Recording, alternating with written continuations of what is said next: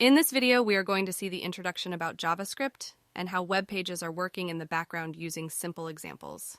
These three layers are very important in the creation of the web pages. So let's learn one by one. The first layer is the structure layer, so HTML is responsible for the structure layer. So HTML contains the text and image content that we want to display in the web pages.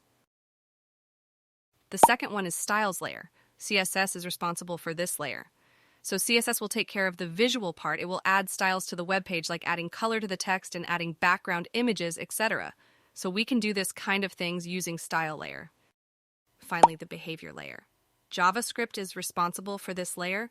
We can select elements using JavaScript, and we can manipulate the element, and also we can manipulate the CSS style property using JavaScript, and also we can do more things using JavaScript. Web pages work on the communication between the browser and the server.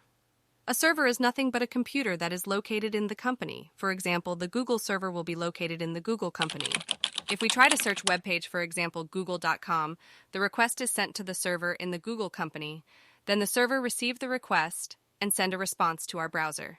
This response contains HTML, CSS, and JavaScript file.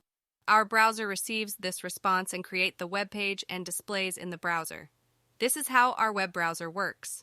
Now, if we try to search another page in the google.com, the request is sent one more time, and response will come back from the Google server, and once again, our browser will render the page. Do you know which JavaScript engine is running in Chrome? This is a task for you.